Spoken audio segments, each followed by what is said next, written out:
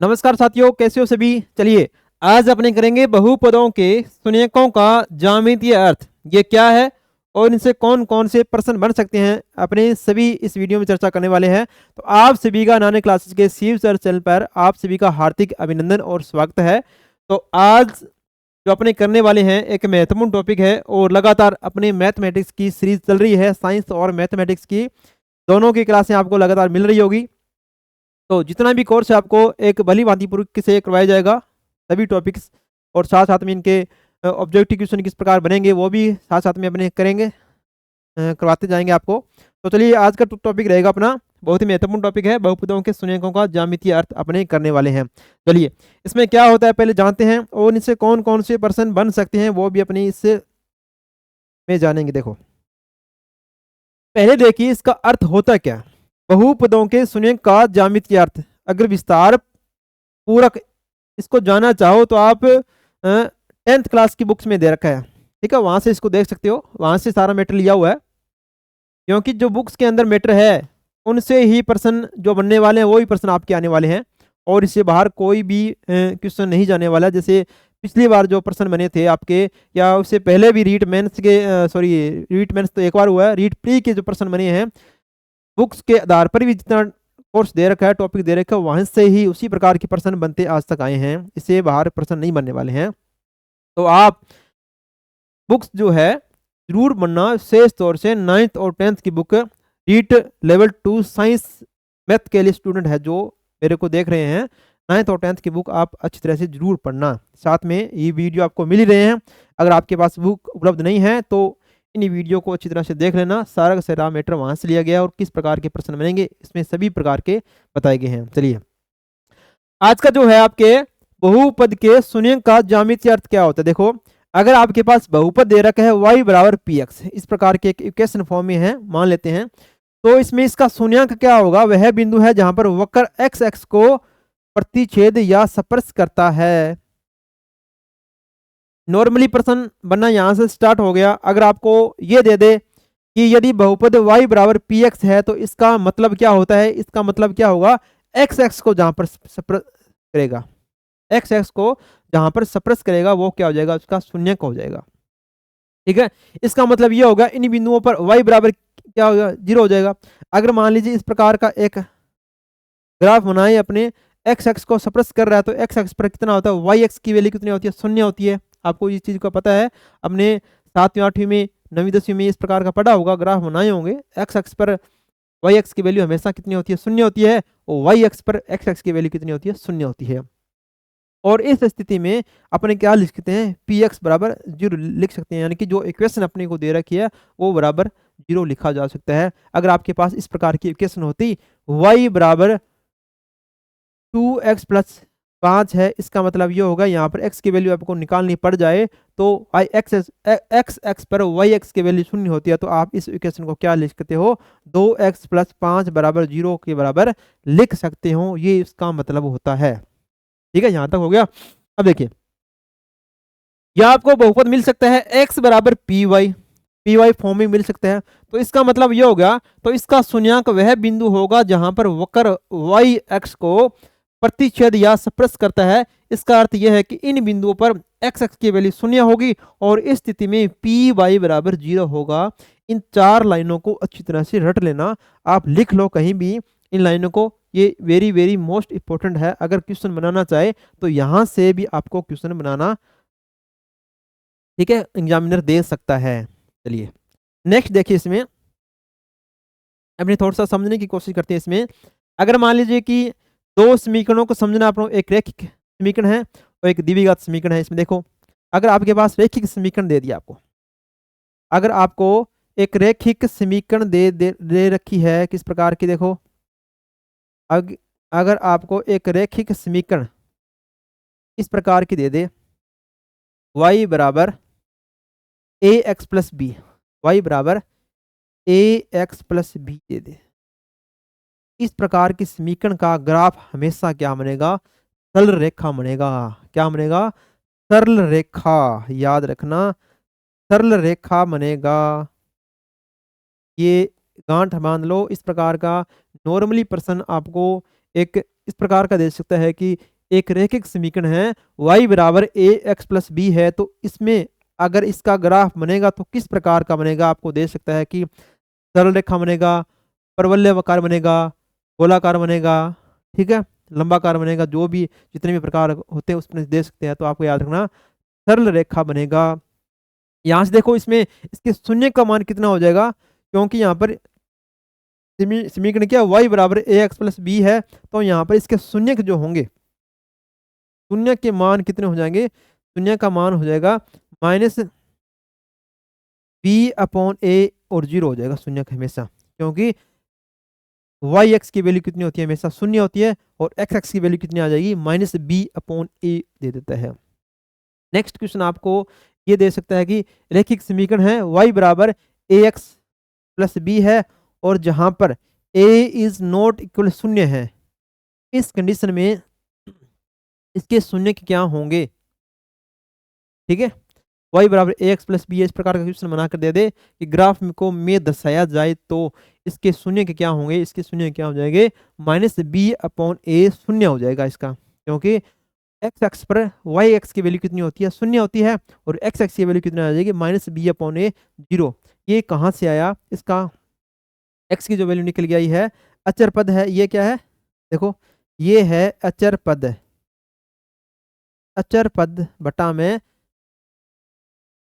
X का गुणांक है, क्या है, एक्स का गुणांक है, क्या है, एक्स का गुणांक है ये, ठीक है, इसकी वैल्यू निकल के आई है, किसकी, एक्स की वैल्यू निकल के आई है, ये याद रखना यहाँ पे। अब देखो एक समीकरण से अपने समझते हैं, अगर आपके पास एक समीकरण दे दिया y बराबर 2x प्लस 3 है, ये दे दिया, आपको ये कह दिया एक ग्राफ के लिए एक समीकरण है y बराबर ए एक्स प्लस 3 है, इसमें आपको ये कह दिया कि ग्राफ में ये सर रेखा किन बिंदुओं से होकर गुजरेगी, वो बिंदु बताइए।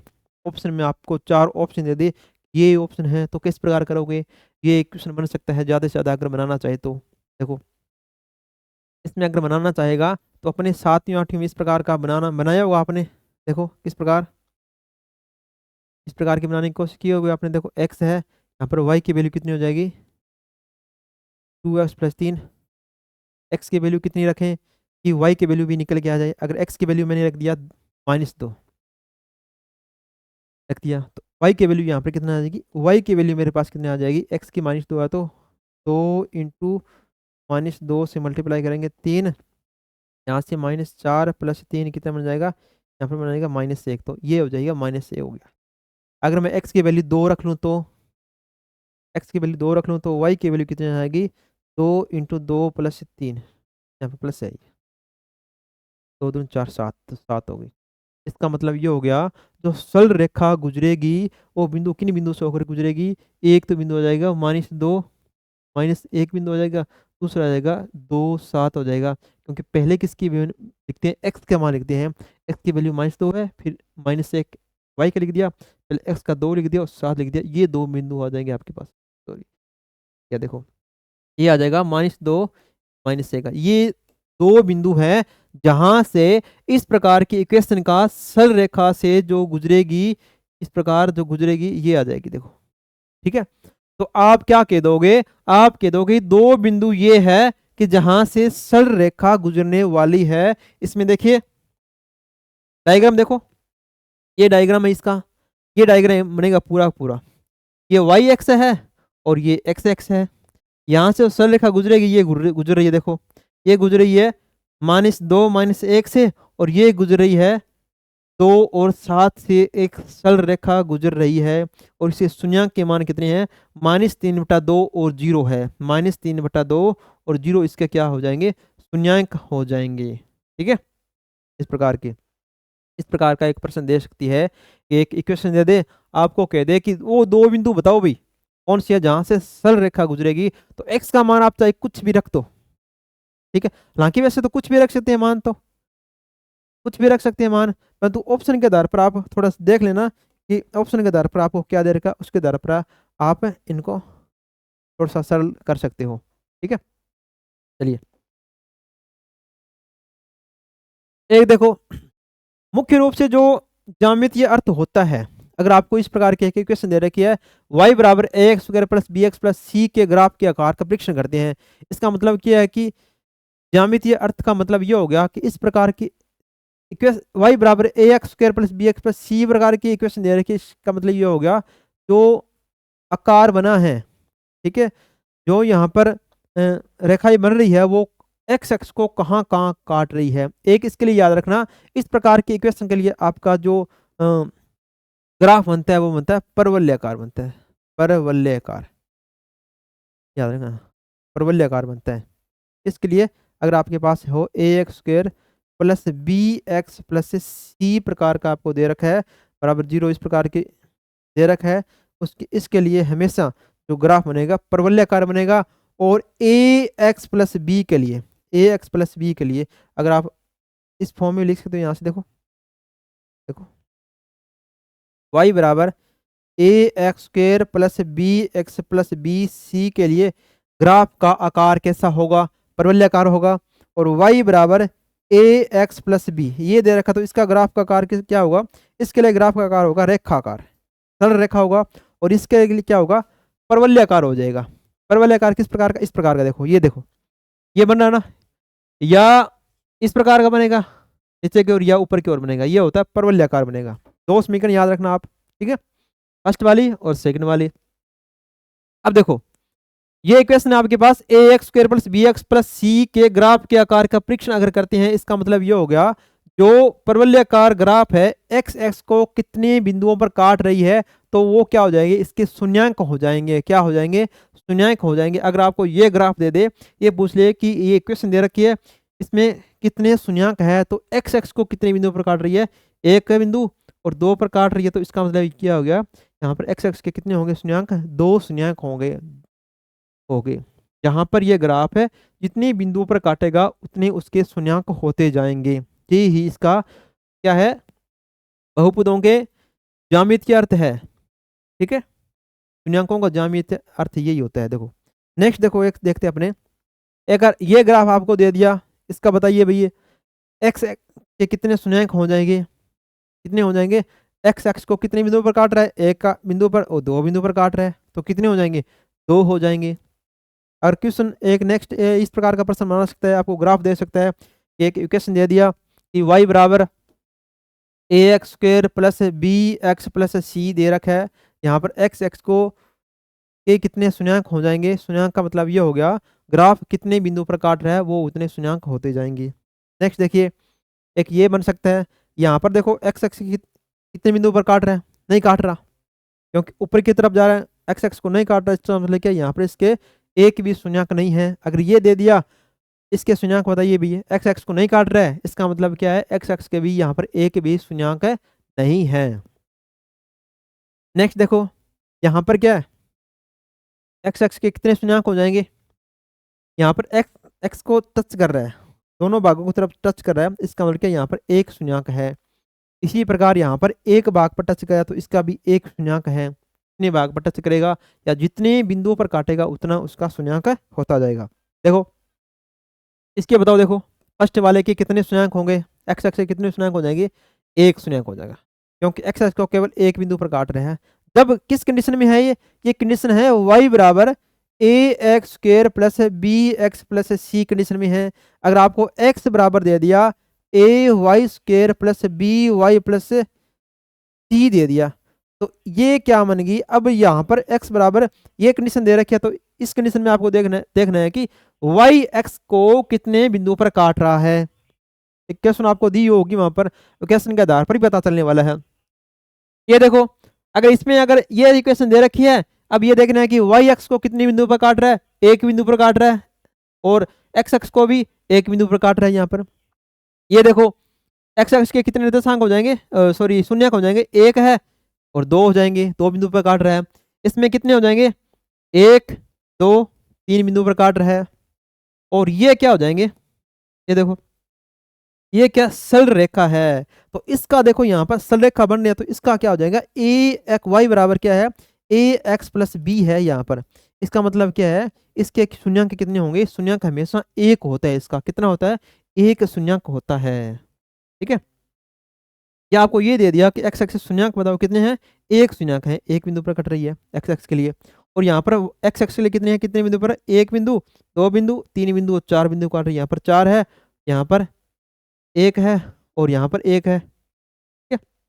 यहाँ पर इसके शून्यक दो है और यहाँ पर इसके शून्यक तीन है, ठीक है। तो इस प्रकार इसके शून्यक अपने देखते हैं। शून्यक का ज्यामितीय अर्थ जो आपके टॉपिक दे रखा है केवल इतना इतना ही है इसका, या आपको इक्वेशन फॉर्म में दे सकता है या इस प्रकार ग्राफ बना के दे सकता है। इसके एक्स एक्स के शून्यक बताओ कितने हैं, तो आपको क्या देखना है, जो परवलयाकार ग्राफ कितने बिंदुओं पर एक्स एक्स को काटेगा उसके आधार पर हमने देख लेते हैं। एक देखो इसमें, एक ये लाइन याद रखना आप, व्यापक रूप में घात n के लिए दिए गए बहुपद px के लिए y बराबर px, अगर एक बहुपद दे रखा है उसका ग्राफ अगर x x को अधिक से अधिक अन्य बिंदुओं पर प्रतिच्छेद करते हैं तो अंततः घात n किसी बहुपद के अधिक से अधिक अन्य शून्यक हो जाएंगे। यानी कि जितनी उसकी घात दे रखी है उतने ही उसके क्या हो जाएंगे, शून्यक हो जाएंगे। ये आपसे ये लाइन जो दे रखी है उनको अच्छी तरह से रट लेना। ये लाइन आपको क्वेश्चन में मिल सकती है, ऑप्शन में कह सकता है कि कितने इसके शून्यक होंगे, तो n जितने घात दे रखी है उतने ही उसके क्या होंगे, शून्यक हो जाएंगे, यानी कि मूल हो जाएंगे। इतना ही अर्थ है इसका, ज्यामितीय अर्थ जो अर्थ है, ठीक है। तो ये था आपका बहुपदों के शून्यकों का ज्यामितीय अर्थ, ठीक है। इतना ही इसका अर्थ है, ज़्यादा इसमें नहीं है। तो नेक्स्ट अपने टॉपिक जो अपना रहा है द्विघात समीकरण और समीकरण के बारे में करेंगे। ये इतना तक हो गया। तो वीडियो अच्छा लगा तो वीडियो को लाइक करना और शेयर जरूर करना। धन्यवाद दोस्तों, मिलते हैं नेक्स्ट वीडियो में। धन्यवाद।